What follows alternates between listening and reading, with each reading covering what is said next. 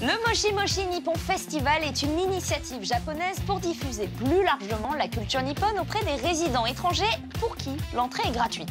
Concerts, gourmandises et jeux en tout genre sont au programme. L'année dernière, le festival s'était déplacé dans plusieurs pays, dont les États-Unis, l'Angleterre ou encore la France. Cette année, le Moshi Moshi a pris place à Tokyo et David y était pour vous faire vivre l'événement. Musique, mode, gastronomie et plein d'autres activités permettaient de découvrir plusieurs facettes de la culture nippone. Bref, les visiteurs n'avaient clairement pas le temps de s'ennuyer. Tout de suite, on regarde.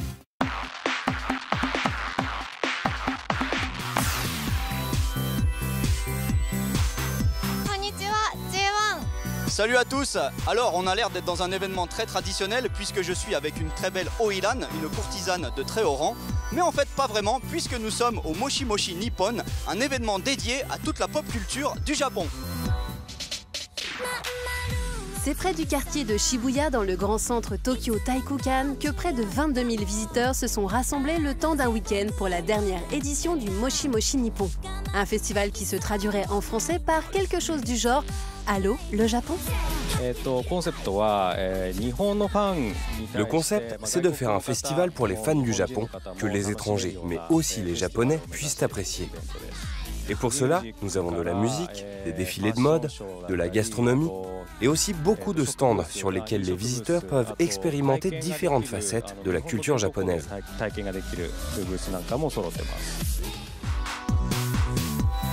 Moshi Moshi Nippon est avant tout un événement à destination des touristes et des expatriés puisque l'entrée était gratuite pour tous les étrangers contre près de 25 € pour les Nippons.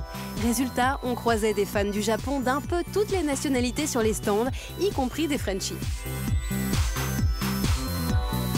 On a un peu joué au nunchaku pendant quelques minutes, c'était une chouette expérience.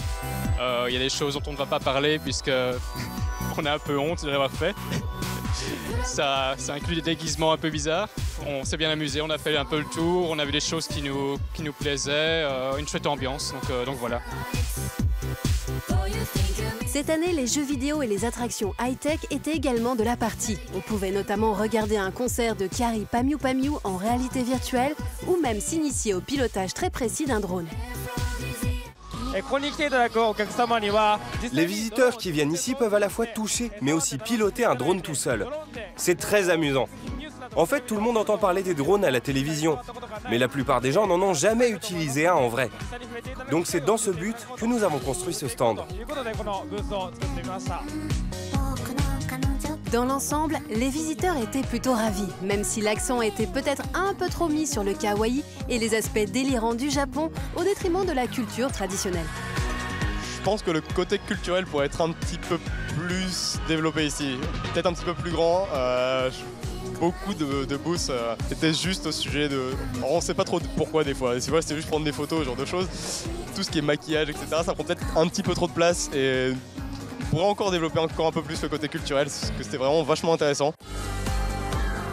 L'aspect du festival qui a fait l'unanimité fut sans aucun doute la musique. Même si les organisateurs n'ont pris aucun risque en invitant essentiellement des stars confirmées, comme les idols d'Empagumi, les toujours aussi énergiques Tempura Kids, le duo Capsule composé de la charmante Toshiko et du célèbre Yasutaka Nakata, producteur entre autres de Kyary Pamyu Pamyu. Et c'est justement Kyary, la reine du Harajuku Kawaii, qui a une fois de plus clôturé le show avec ses plus grands tubes. Et suite à ce succès, Moshi Moshi Nippon a bien l'intention de s'installer dans la durée.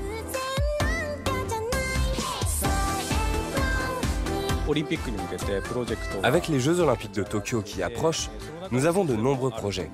Et Moshi Moshi Nippon est seulement l'un de ces projets. À vrai dire, nous voudrions nous associer directement avec le gouvernement japonais pour créer une grande plateforme et organiser de nouveaux événements ensemble. Car nous pensons qu'il est très important de transmettre notre culture au plus grand nombre. On vous donne donc rendez-vous à la prochaine édition pour toujours plus de pop culture nippone.